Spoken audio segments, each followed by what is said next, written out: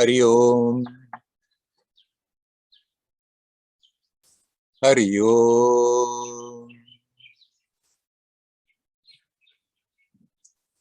Hari Om.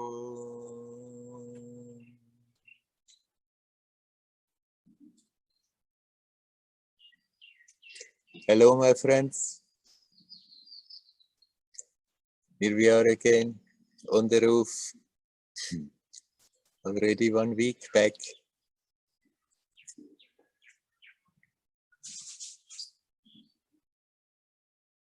Good to be at Arunachala's feet.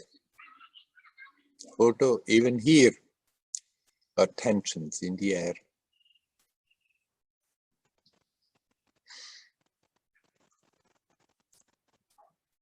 In many, many places, it's getting again more tense.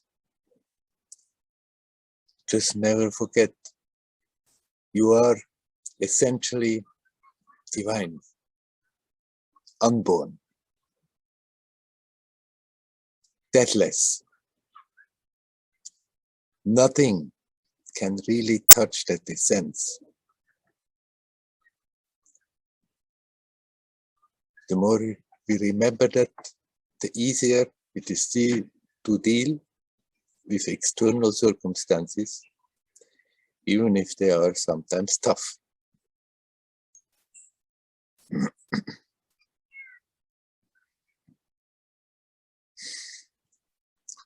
It's a dream-like reality, this life. It's real as an experience, nobody can deny it. Right now, you experience, it's real. Simply, we create the whole story, identifying with the past, projecting in the future, and creating a whole heavy load that we are carrying along. Here, now, it's not really a problem. Here, now, you are connecting with your true nature.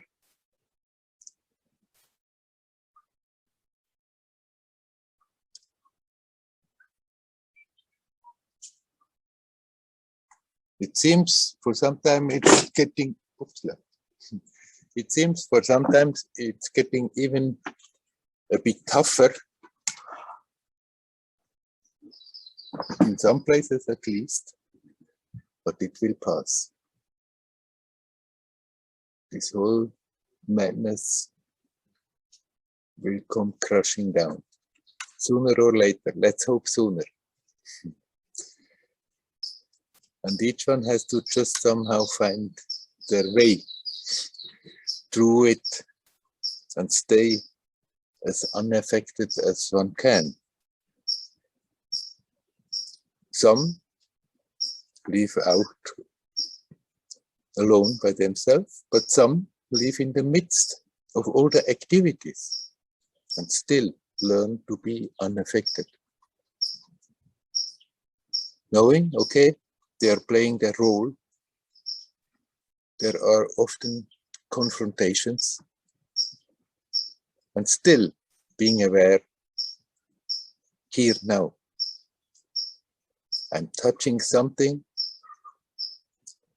that is not affected, full of light, that original beauty of existence.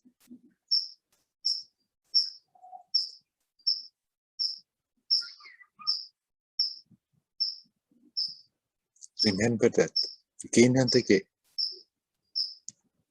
When you sit quietly by yourself, but also in the midst of activities, in the midst of dealing with people, remember that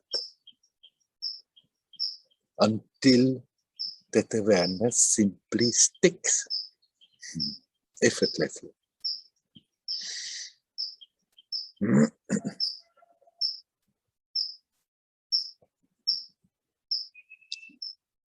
Okay, my friends, I'm inviting you to talk.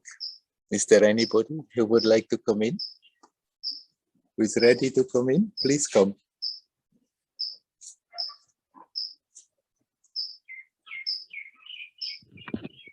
Hi, good afternoon. Good afternoon. It's morning in your place, huh? Yeah, it's noon time. It's noon. Peace and harmony in our world is probably what we are looking for, or hope that we will come closer and reach it. Yes. And because of that, according to at least the Jewish tradition and religion, this week is a very important week. We have a holiday that is mainly dealing with forgiveness, asking from the other to understand us and to forgive for wrong things that we have done. And we fast for that, and people are praying for that, and so on and so forth. Yeah. But this feeling of that we regret of something that we have done, or we are looking for appropriate way that the other will accept our forgiveness, is very important, at least for me. Mm-hmm.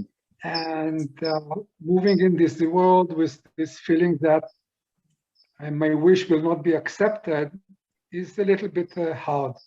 Yeah. What you can say about that?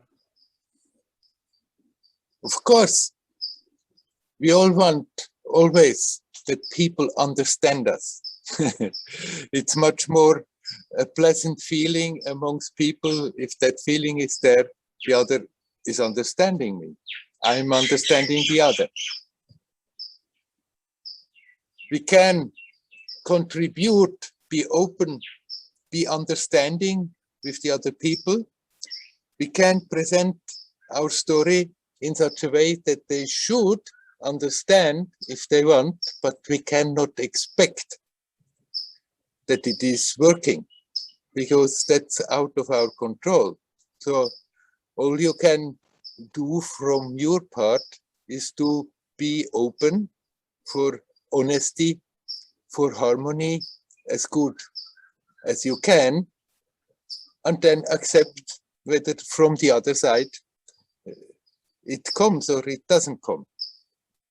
Because if we hang on to it and think it should be possible, and I want to somehow fix something, then often it's getting worse and worse. And if you are more relaxed about it, then you're bringing already more relaxed energy into it, which opens more the possibility for others to open up also. But also if they don't, if you are more relaxed about it, then it doesn't affect you so much.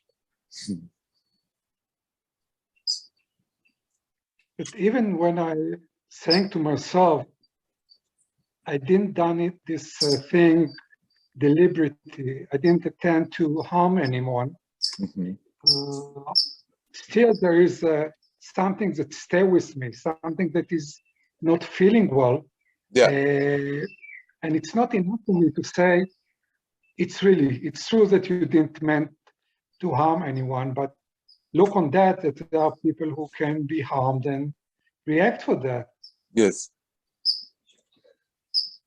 Of course, the feeling may stick around for some time, but then if you can make amends outside, you can make amends. If you can apologize, you can apologize. There's absolutely nothing wrong.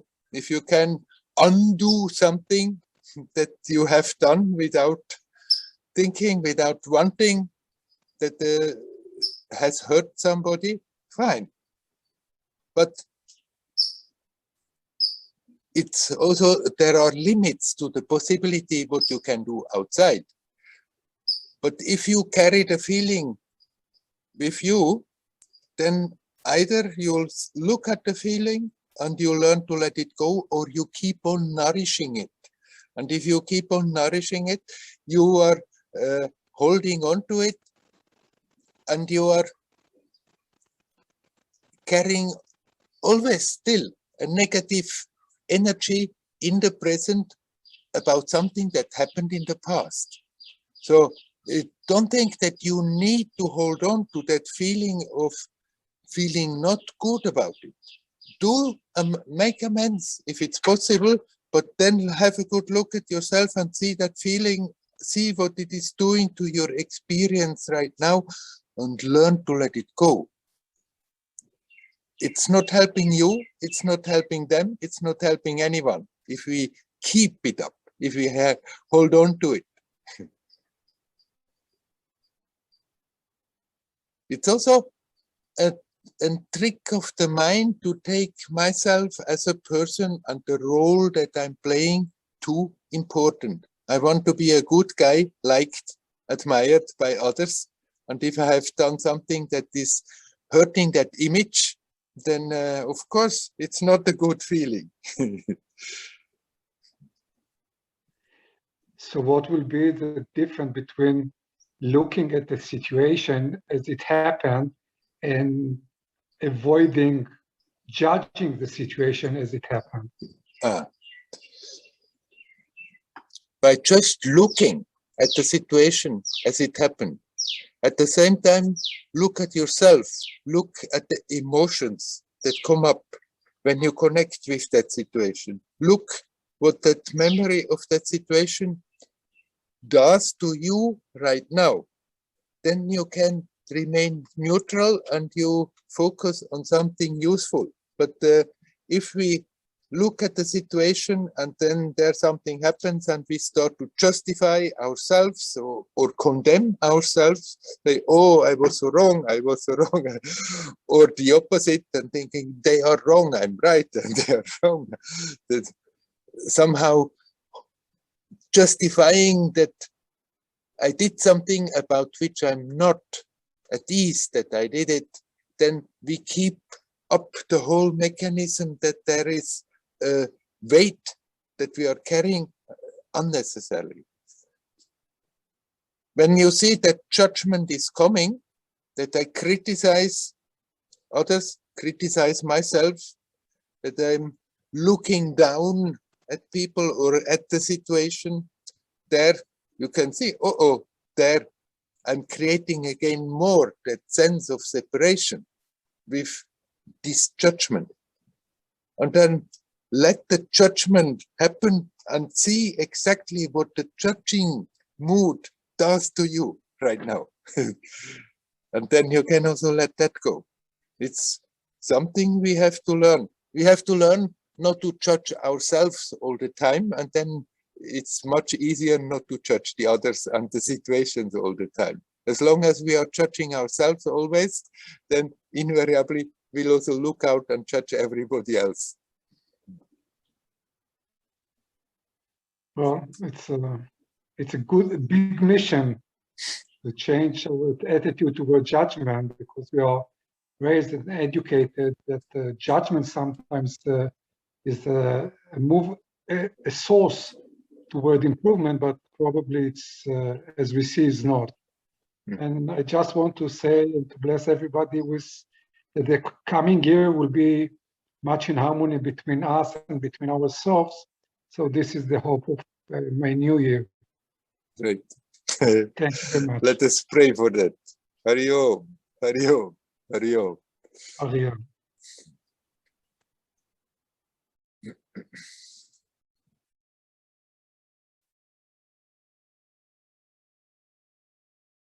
Is there anybody else who would like to talk? You're welcome to come in to talk.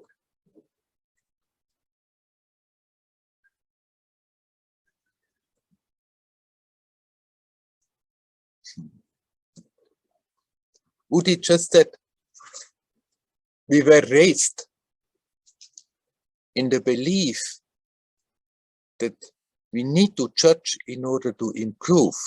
Okay, then let's just be clear about the terminology. When I use the word judgment, then that really means that I'm creating something of a feeling of being better or could be better, and there's something bad. I'm creating that opposite of good and bad and good and bad with a moral attitude.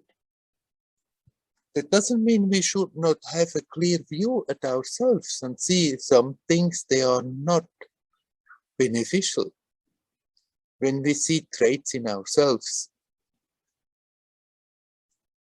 ways how we are acting and reacting out of habit again and again, and see, invariably, it leads to suffering. Then we are well advised to have a good look at it and learn not to do that anymore. But we need not keep up that emotional judgmentality. It's not, oh, I'm bad, I'm bad, I'm bad. Or the same thing with others. They are bad, they are bad, they are bad.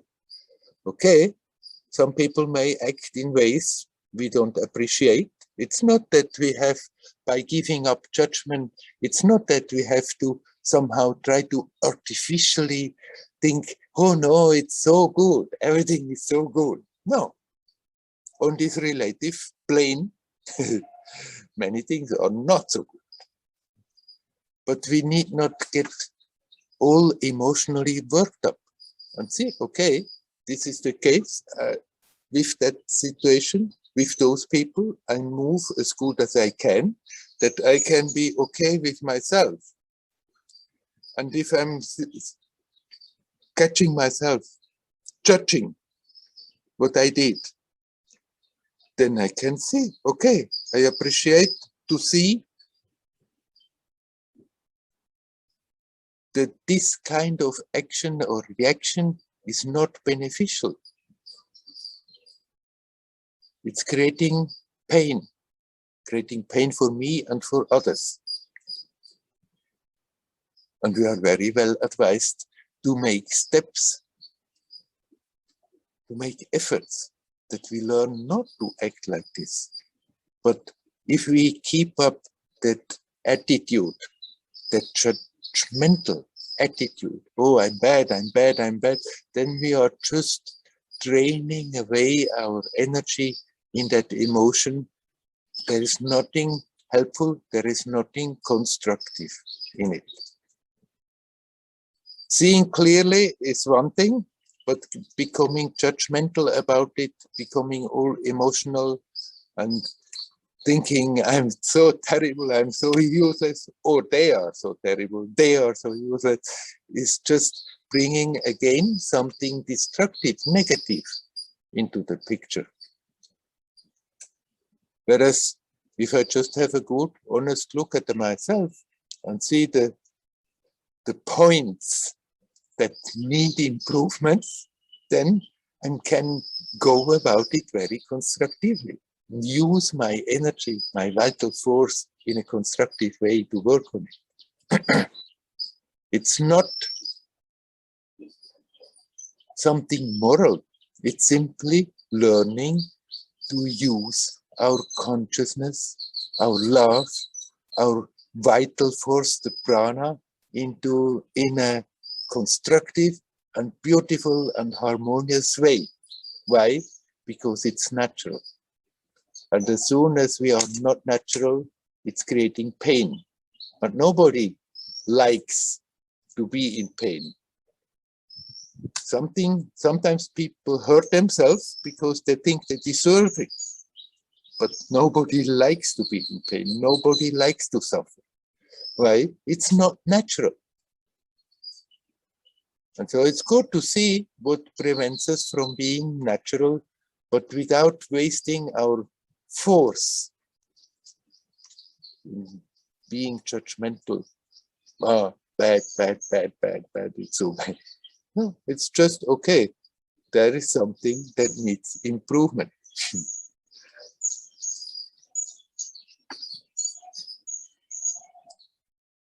Okay, I'm asking again. Does anybody like to come in and talk? You're welcome.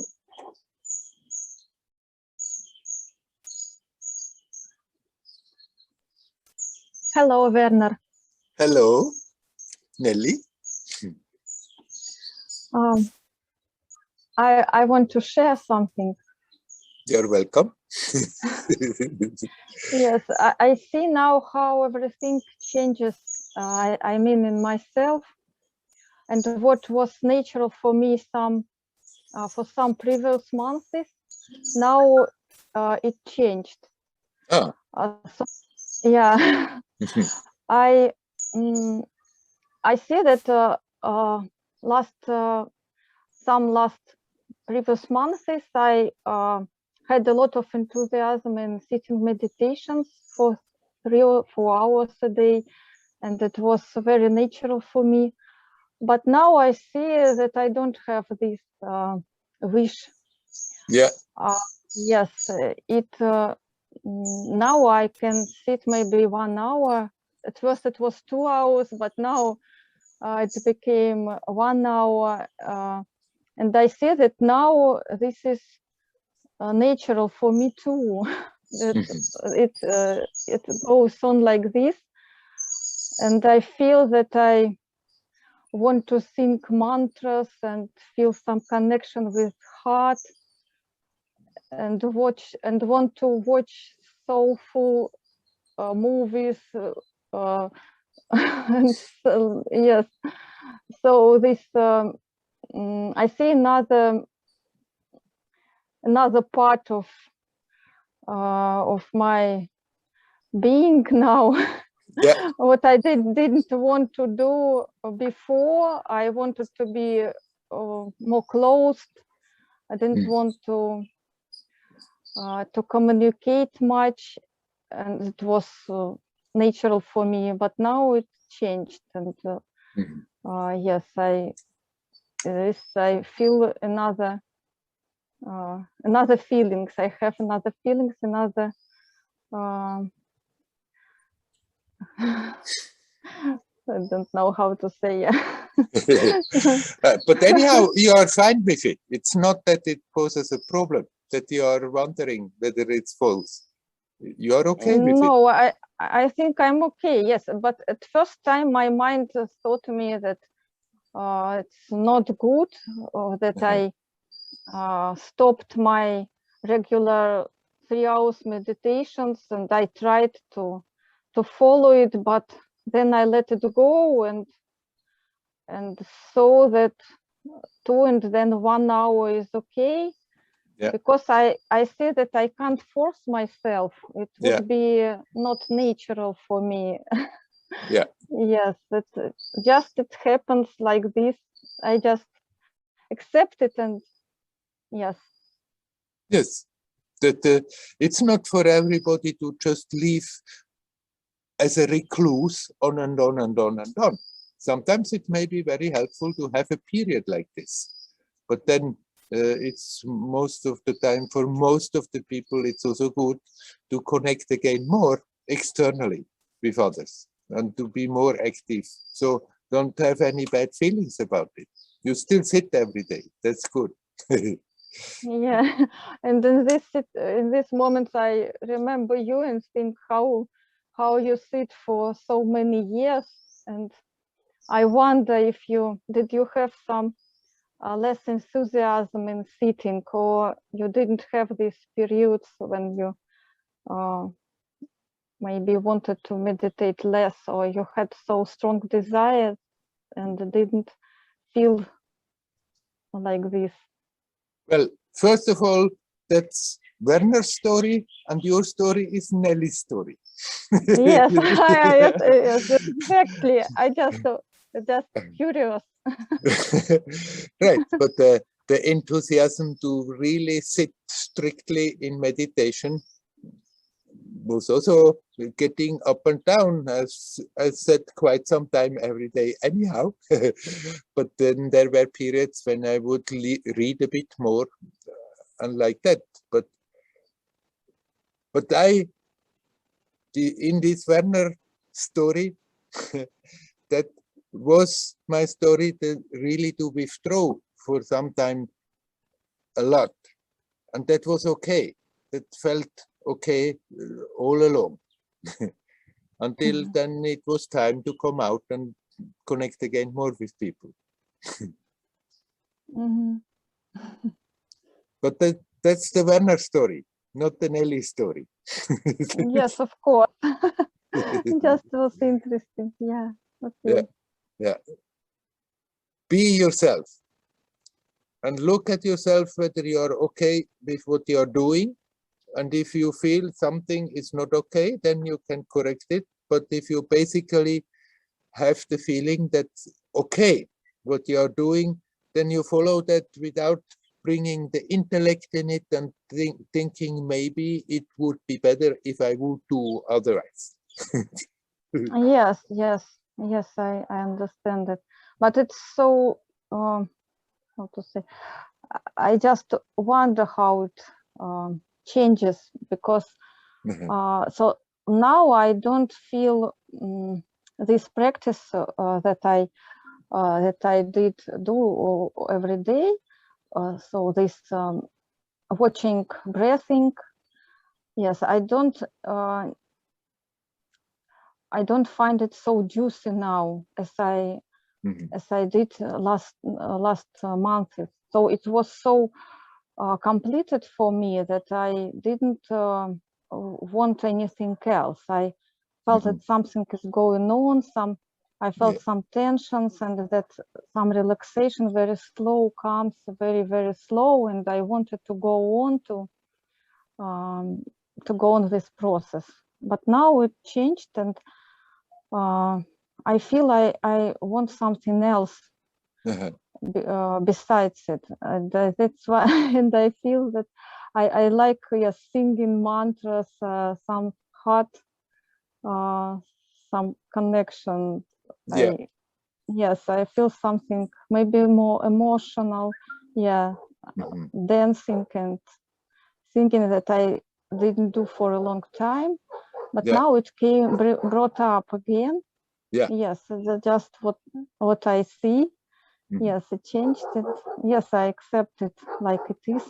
Great, you can perfectly accept it.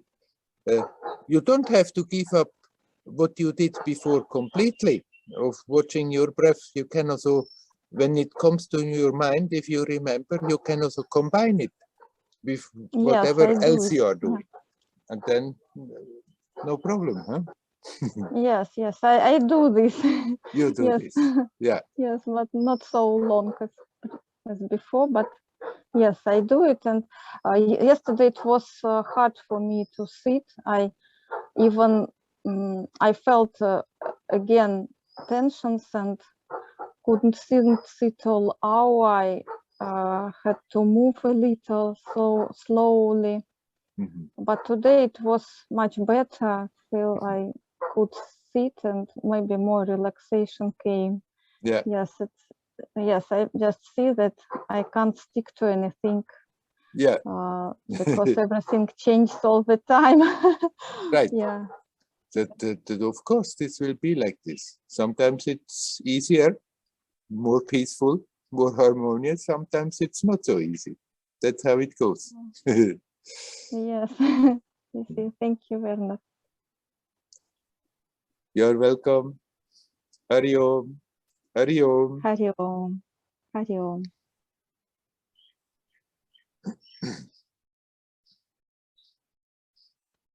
In the beginning, I saw Karin has put a note there, please unmute. Karin, can you not unmute if you want to? Did you want to say something and you cannot unmute? If so, then maybe you write again a chat and I will see whether I can do something about here. No, everything okay. Everything okay. Okay. Thank you.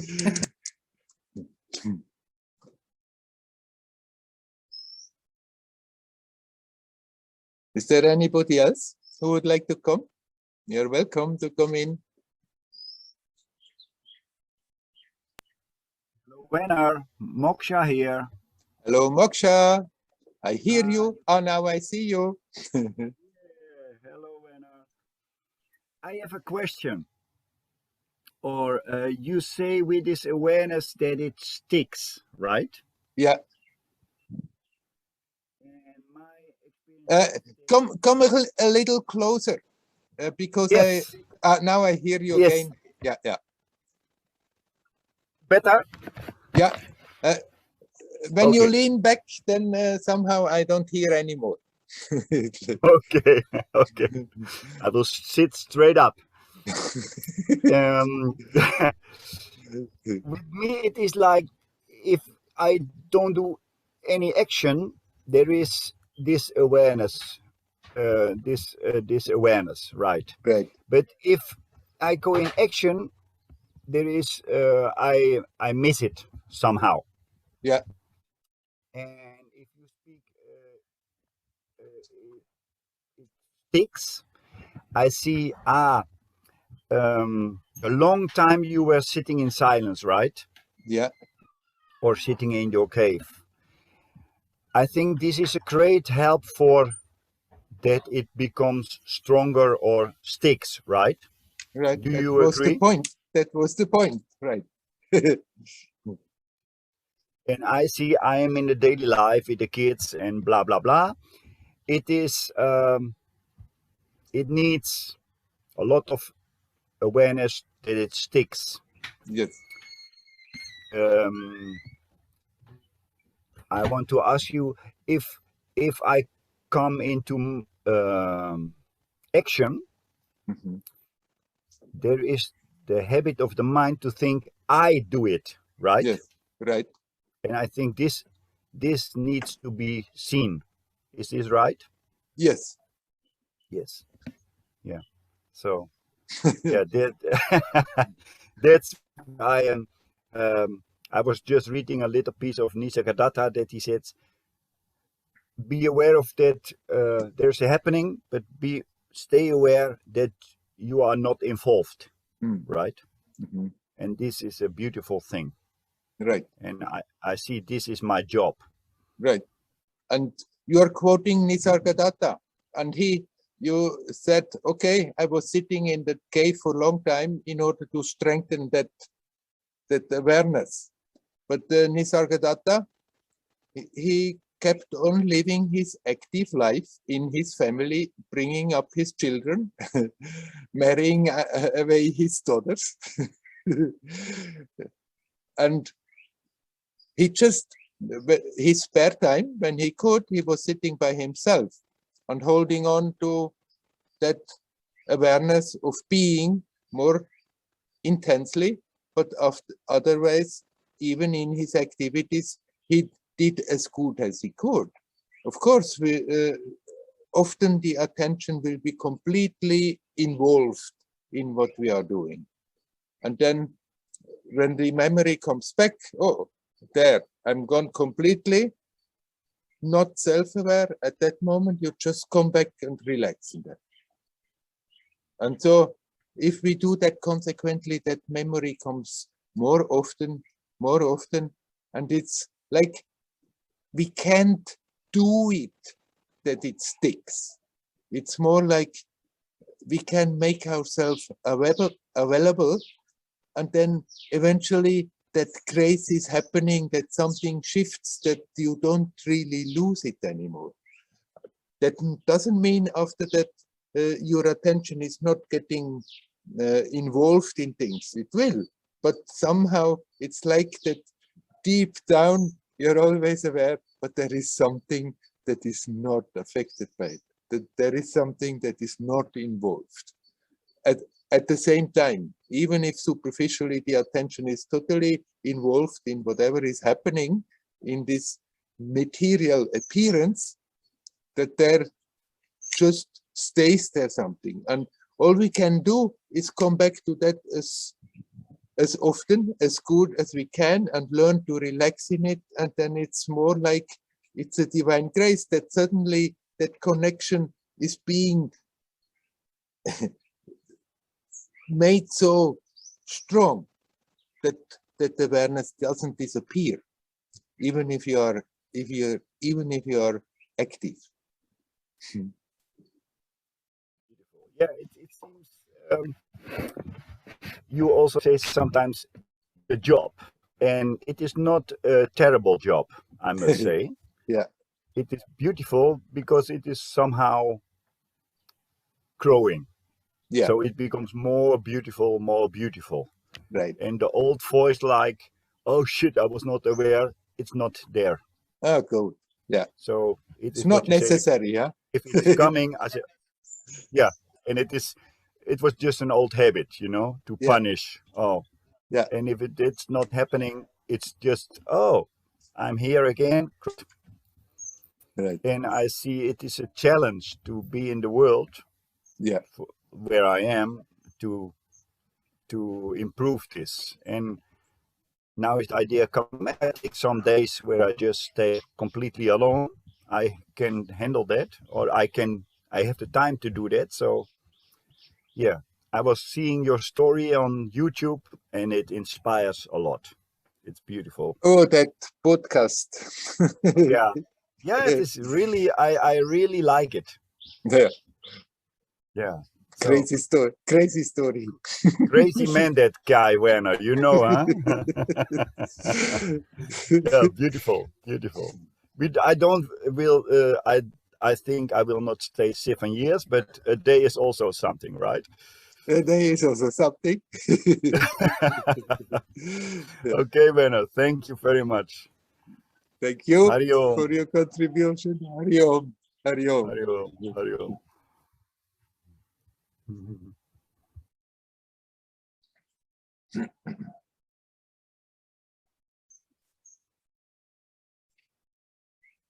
Is there anybody else who would like to come? Please come.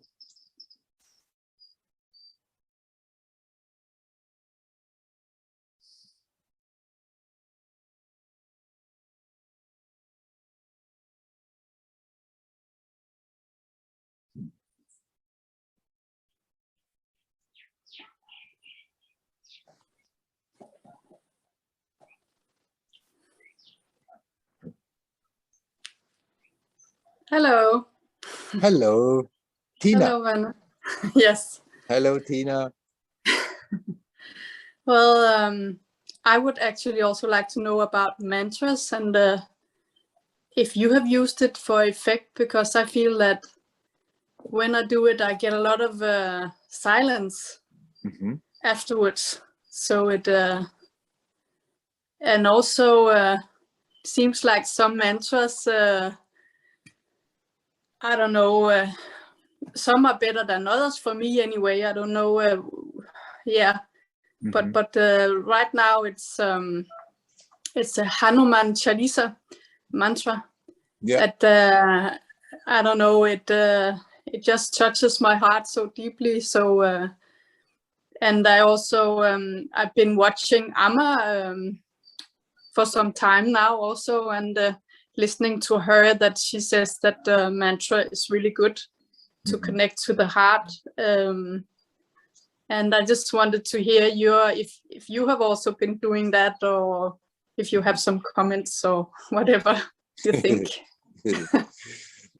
Right. It's different for different people. Basically, a mantra can be a great help.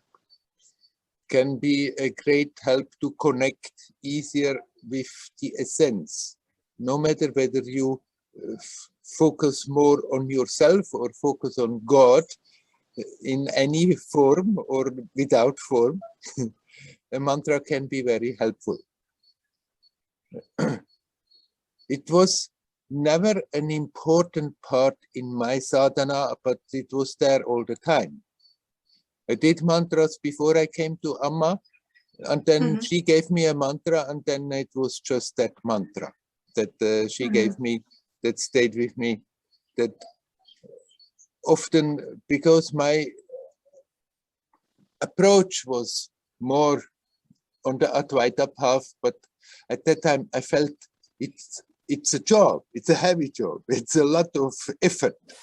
And then it was very helpful in between just to let all go, all my efforts, all my thoughts, what I should and should not do, and just take up the mantra and repeat the mantra for some time and relax. that was like, taking a break. Yeah. Now, you can do mantra as a main approach. That I know people who just do their mantra, and then the mantra will not always feel so pleasant. Like anything that you take up and keep on and on and on, then sometimes it feels very inspiring and you go deeper, and then sometimes comes a lot of resistance and you feel, oh, it's no good. But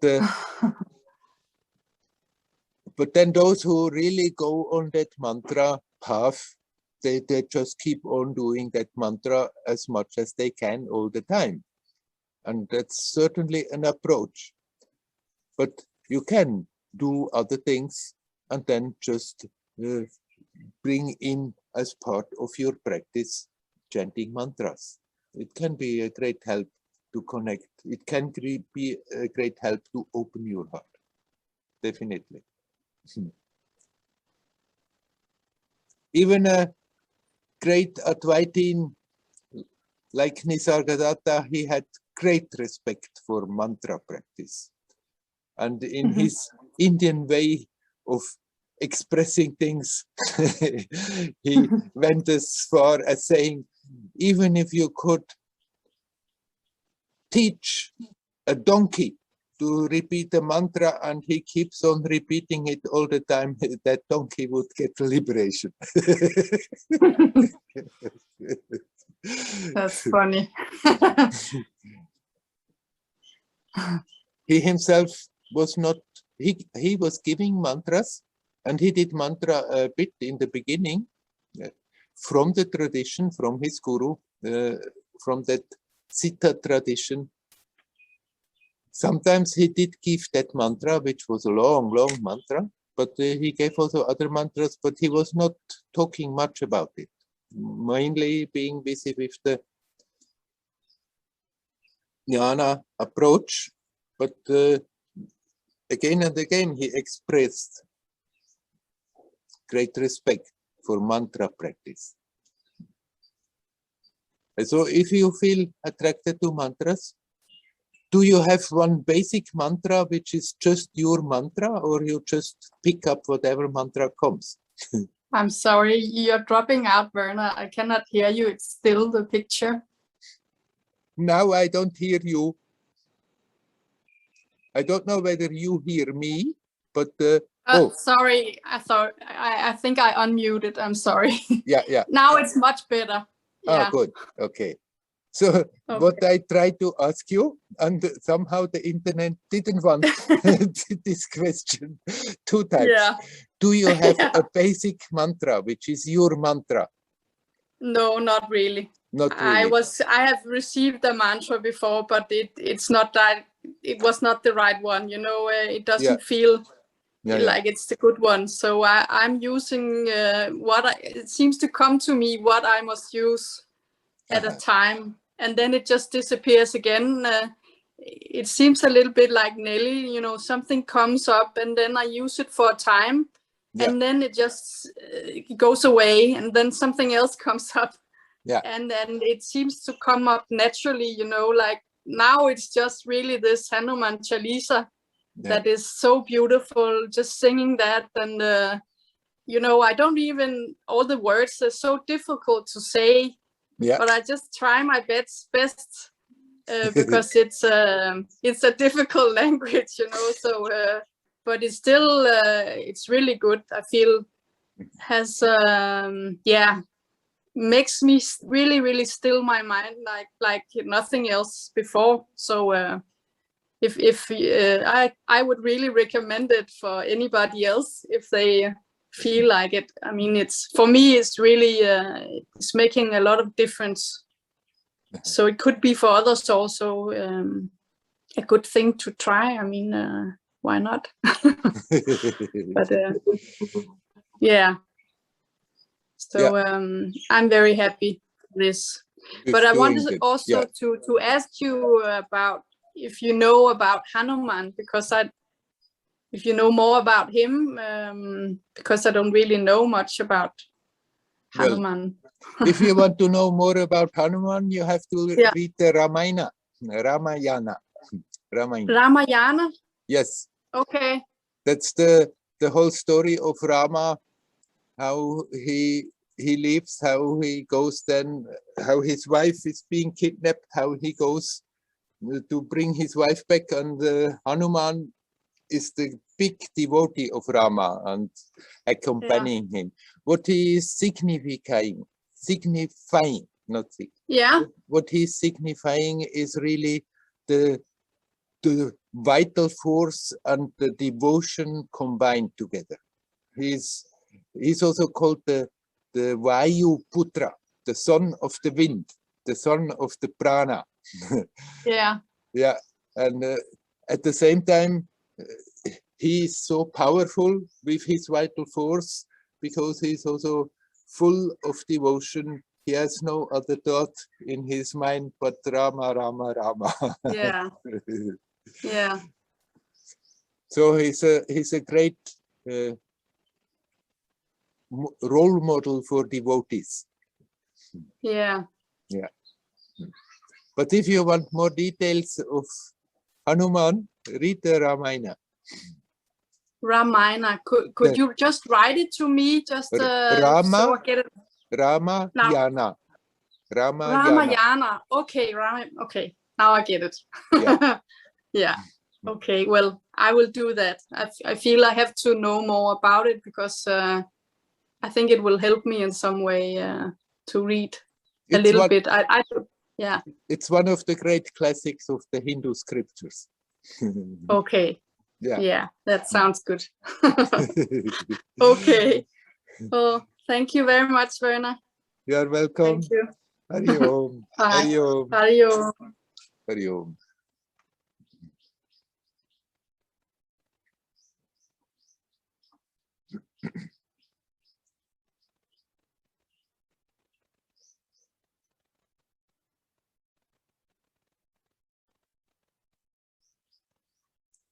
The mantra Amma gave me is still with me.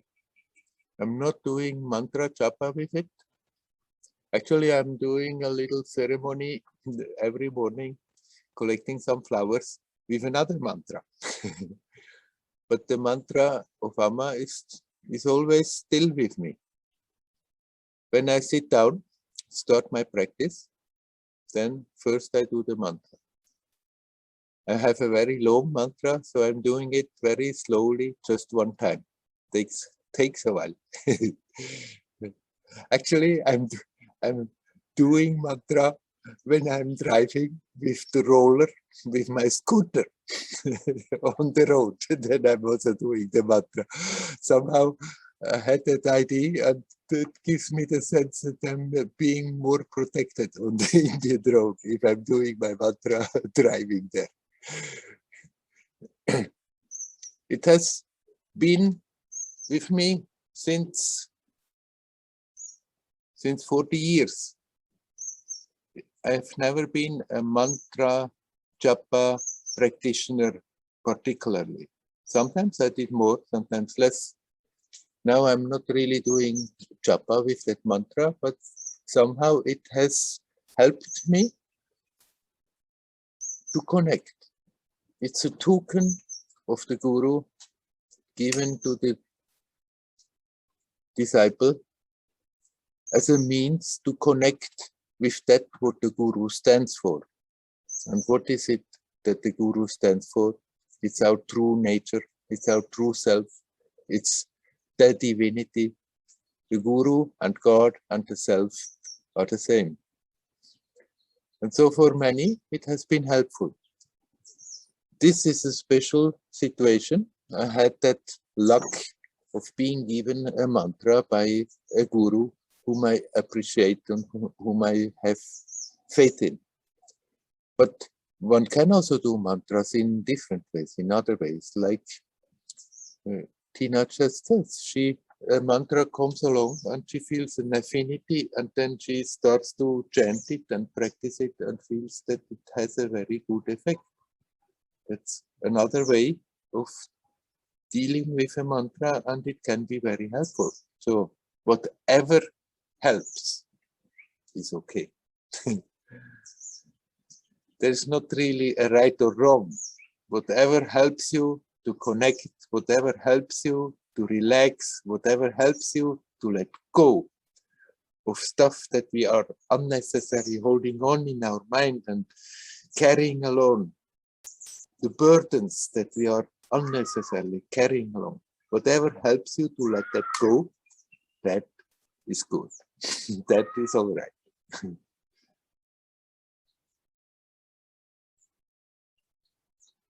Okay. Is there anybody else who would like to come in? Please come in. Hello, Werner. Hello, Lalita. Hello, Werner.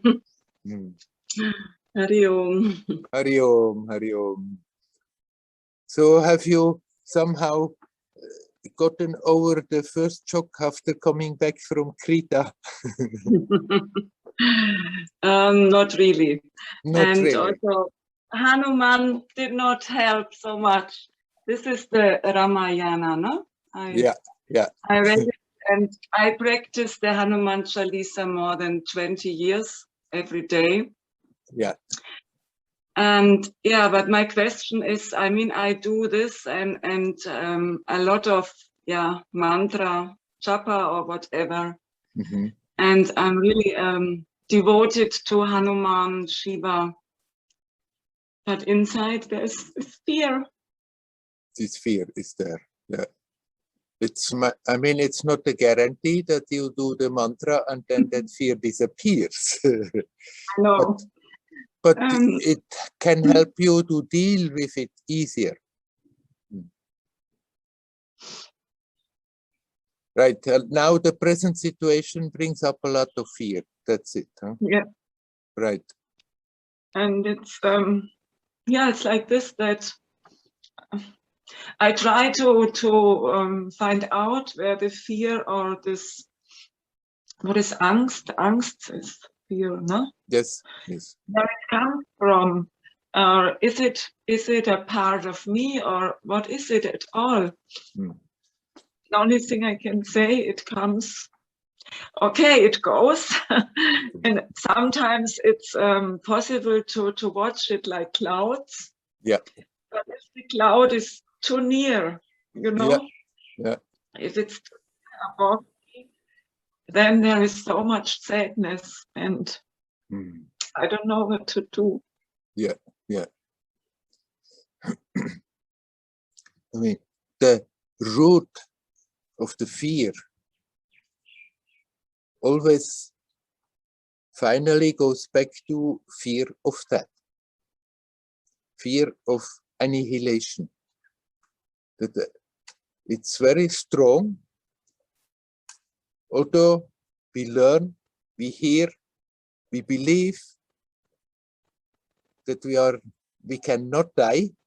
There is still, as long as people are in this human form, that fear is very strong, fear of death. And the other fears are basically fears that come out of that fear, fear of annihilation, fear of something disappears and I'm not. But of course, it cannot happen. It's something that we are creating in the mind. Whatever is happening, and even if you die, you still are. Nothing can touch that.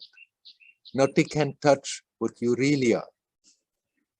And so it is also with the difficult situation right now. It can inspire a lot of fear in people. How am I going to proceed? What is going to happen? How can I deal with the whole situation? And right now, in different countries in Europe, they are tightening the screws even more, as I hear. And, and that can get people afraid. But somehow then when that fear comes, try not to struggle with the fear, because if you fight the fear, then you're also feeding the fear and it's getting stronger. Then sometimes just sit there and let that feeling, that experience, fear come, the angst. Just let it come and feel it in your system. Instead of struggling against it, instead of getting overwhelmed by it, watch what is that fear doing right now to my whole system. What is it doing to my body? What is it doing to my energies? And then, of course, physically, energetically, then comes the emotion, and then there comes sadness.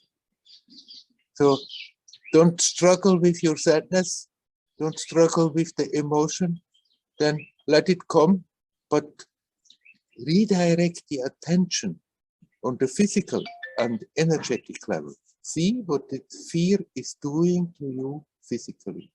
See what the fear is doing to you energetically, and learn to relax. Then when you relax for a moment, it may get even worse. But then if you keep on relaxing, gradually it will pass away, because we are not feeding it. We are feeding it if we are afraid of it. We are feeding it if we are struggling with it. We are feeding it when we are mindlessly just being overwhelmed by it.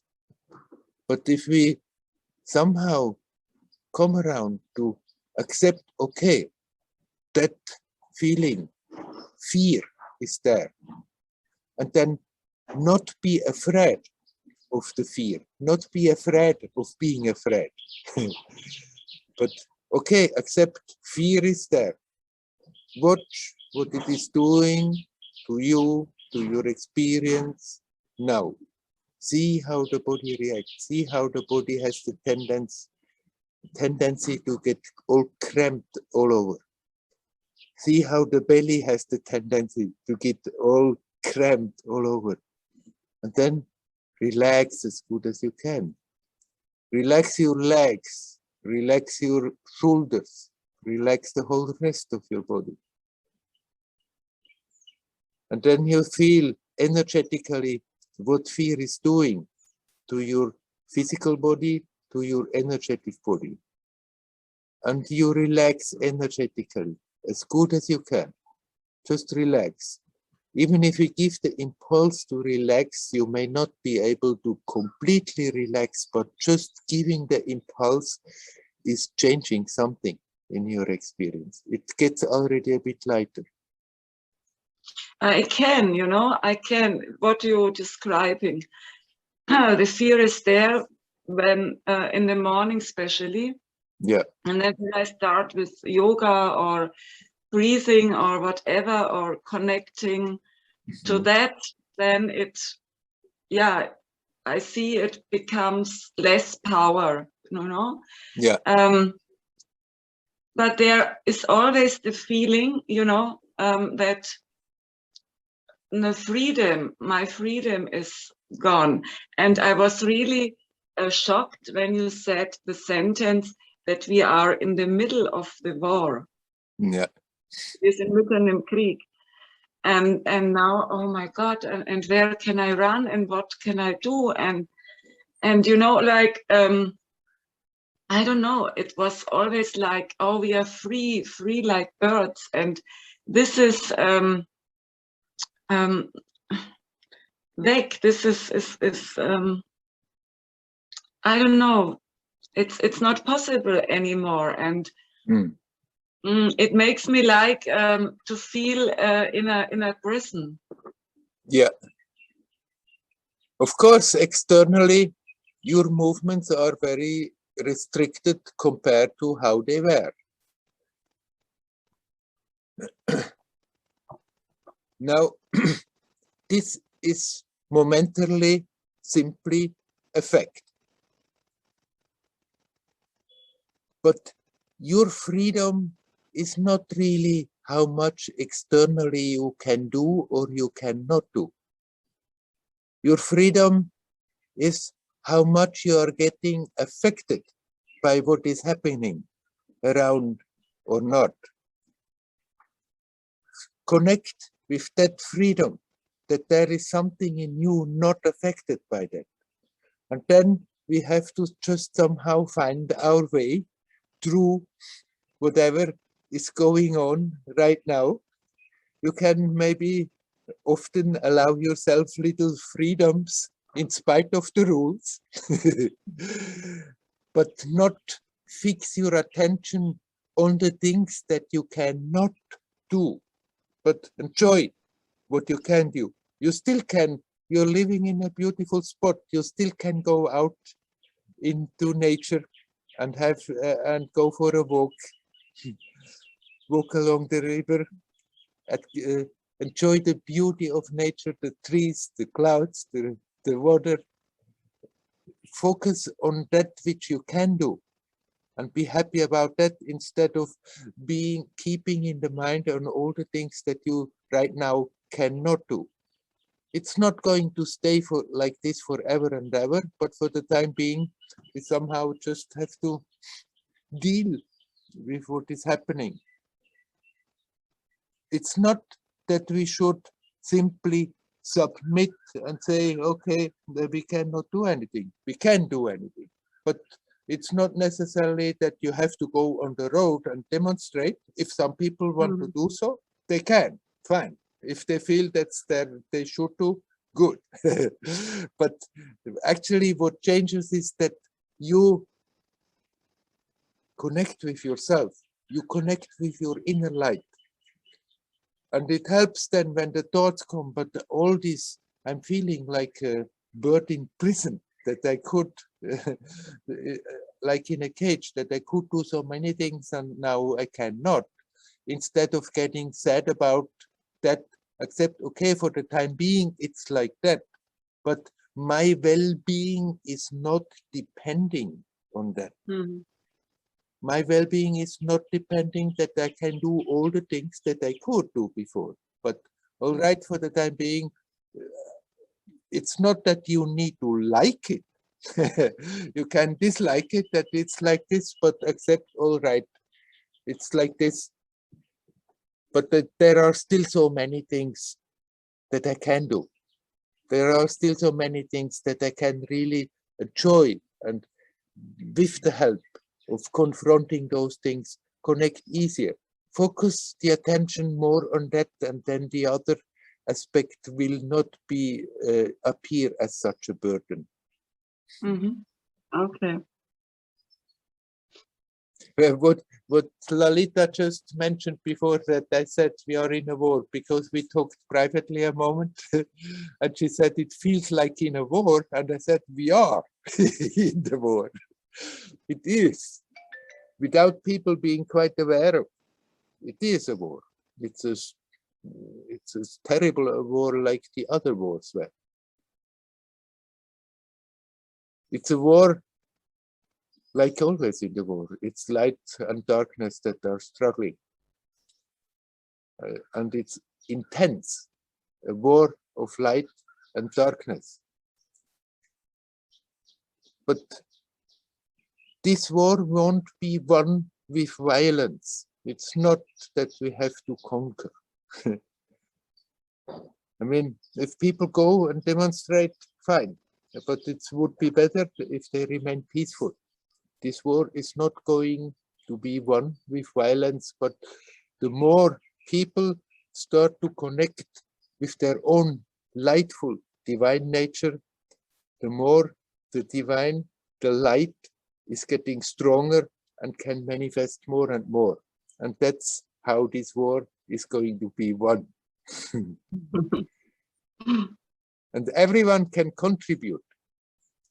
We can, I mean, sometimes it will happen that the circumstances overwhelm you. Sometimes it will happen that fear is overwhelming you, but then you can come back and, no, I don't want to nourish it. Connect with your divine beauty, with your divine lightful nature. And then do the things that you can do, that you enjoy, that you like, that helps you to connect with that. And except for the time being, so many things that I like to do, they are more difficult, that many times I can't do, it will pass again.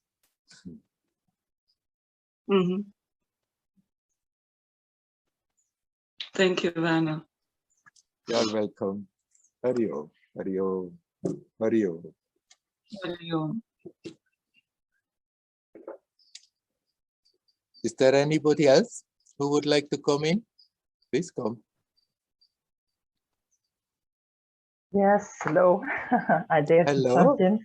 Hello, Sabine from Austria. Hello, I Sabina. dare for the first time.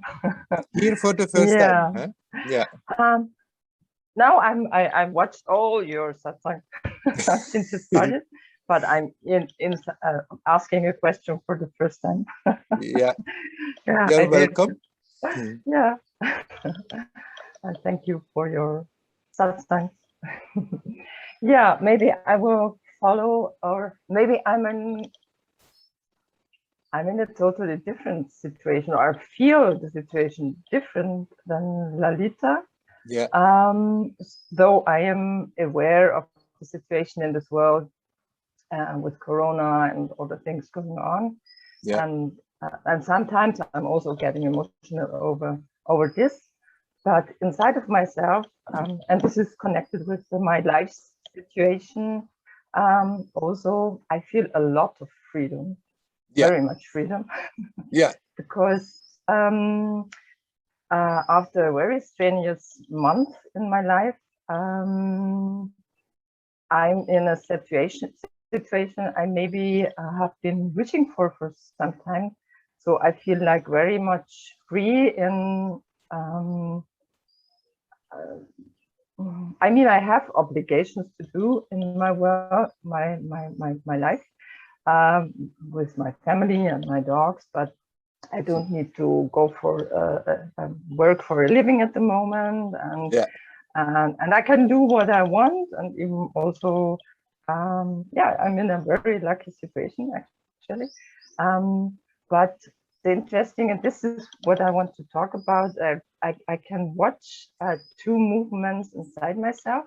Yeah. The one is that I feel somehow like I walked so many paths in my life and experienced many different situations that I have the feeling there's nothing more to experience, though I have the freedom to experience whatever I want to experience. And there's connected some kind of boredom with this. Yeah. And the question is this some kind of natural movement in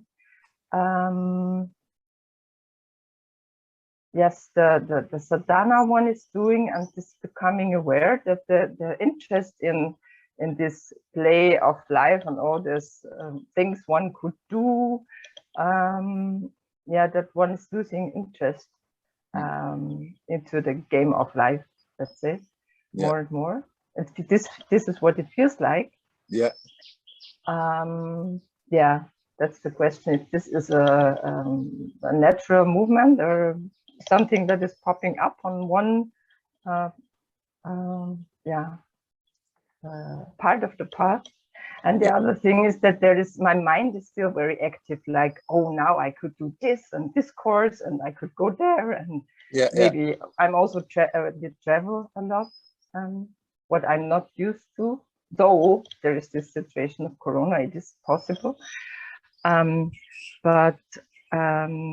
then I watch my mind like, oh, I could go to this course and then do a painting course, and I could do a massage course, and then it's like overactive, and I'm just watching this, but I to finish this, but I wanted to more. I think like.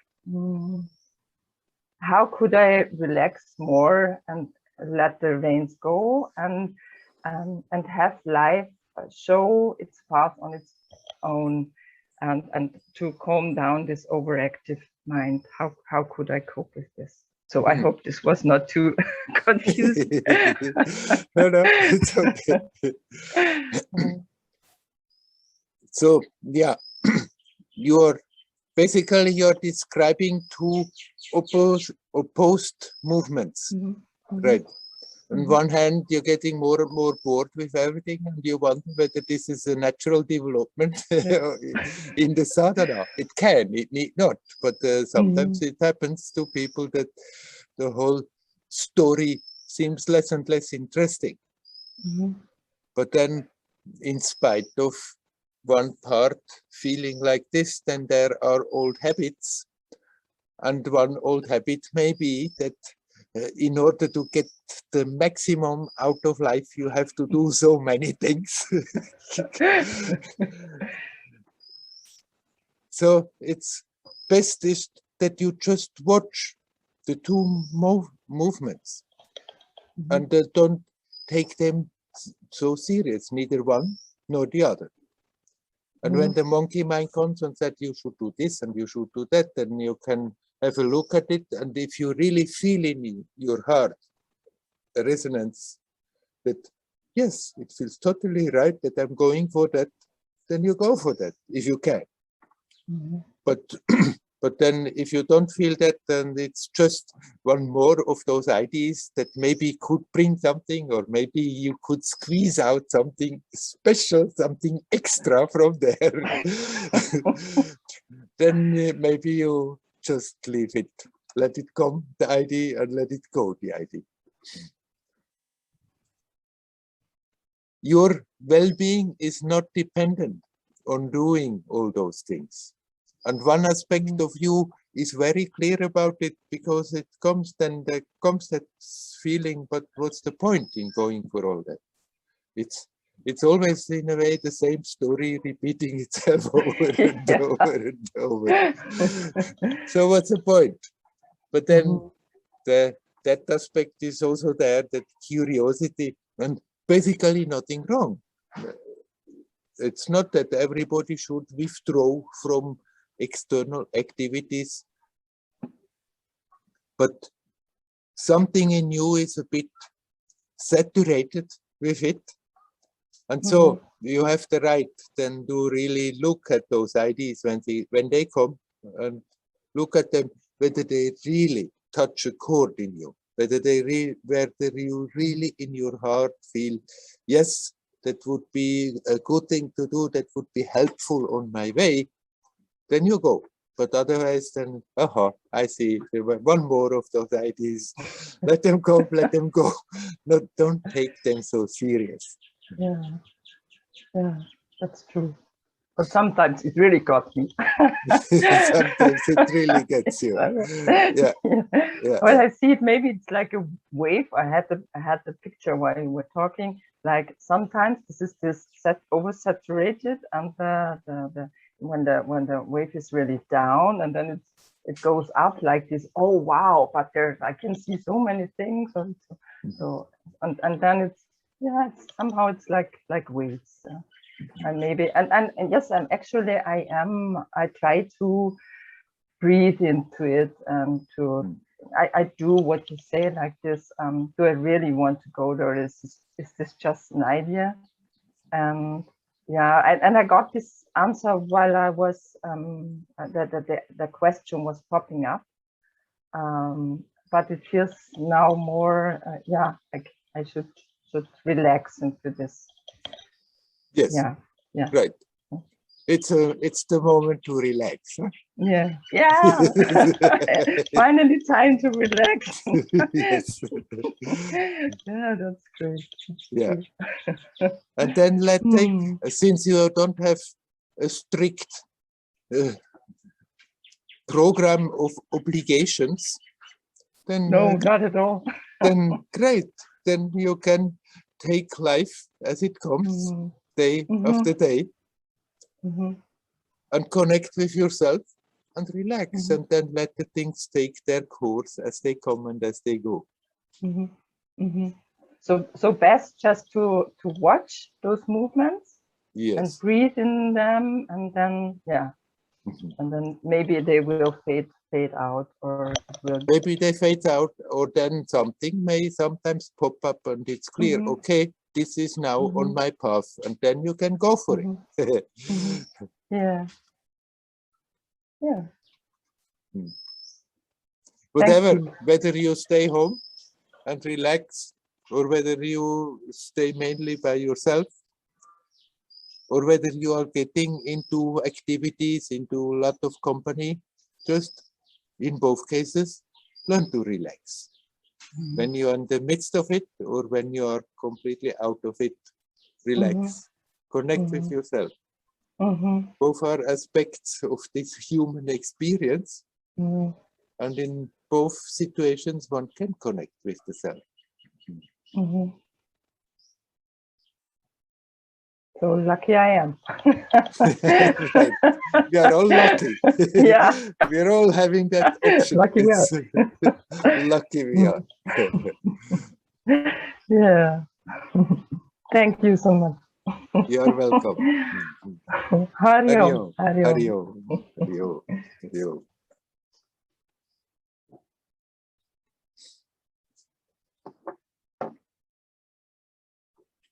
If anybody would like to come in, we can take a little more time.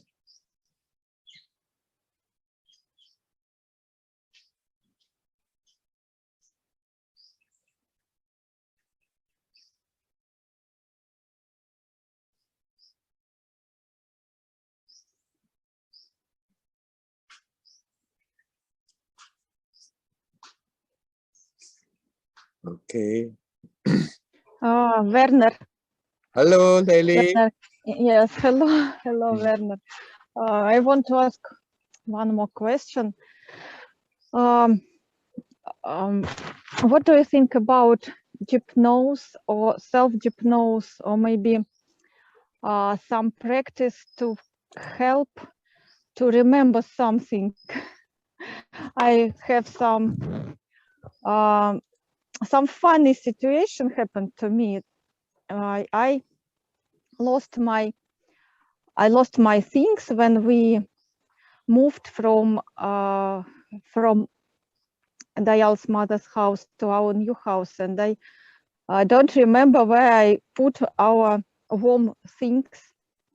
I even don't remember how this bag looked, and I tried to find them already for 2 months, and I can't. And it's so amazing for me that it never happened with me before, so that I couldn't find it. It's something big, because it's not something small. And I asked everybody, but nobody knows. And I just began to think maybe I should have some hypnosis session or self-hypnosis. I don't know what, maybe some practice can help to remember. Yeah, I try to, in these situations, I try to come back in my mind and to remember what I did and where I could put something. But this time it broke. Yeah. Yeah. Well, I wouldn't recommend you to go and get yourself hypnotized for a thing like this. I'm not saying hypnosis is in all cases wrong. It can be if there is a deep trauma, and a good hypnotizer brings a patient to that thing, and in that way helps unlock traumas, then it can be helpful. But at the same time, it always comes with a price. You are subjugating yourself to the will of somebody else. You completely submit. And those people who do that, even if they are well-intentioned, they may have their own trouble to work out. And it's like you are loading something of that into your system. So I don't think it's worth the trouble for finding something to get hypnotized because the price is too high. The price is too high. Yeah. Okay, let it go. Right. Maybe you'll find it and maybe not. I guess it is not such a terrible thing if you won't find it. Yes, that is okay, of course. Yes, okay. Thank you, Werner. You know, when somebody is hypnotizing somebody else, they may be well-intentioned and basically pure, but still they will not be necessarily free from all their personal stuff. And then part of that is always mixed in there. They have to exercise a lot of force, will, that is subjugating your will. And then comes along with that also things they are not quite aware that they're also sending it along. That their personality is also somehow entering your system, and after that you have to work again to get that stuff out of your system. So I see. in specific situations, it may be justified to get hypnotized. If really something very deep down one wants to unroot, and in order to help to get closer to that, to be capable to work with, then it can be justified. But you still have to pay the price of getting hypnotized, because somebody is imposing something on you which you have to get rid of, which you have to get out of your system. So for a silly superficial thing like this, no way, don't do that. Yes, I see. Okay, thank you, Werner. You're welcome. Hari Om. Hari Om, Hari Om. Okay, let's stop the official part of the satsang for today. Hari Om, Hari Om, Hari Om.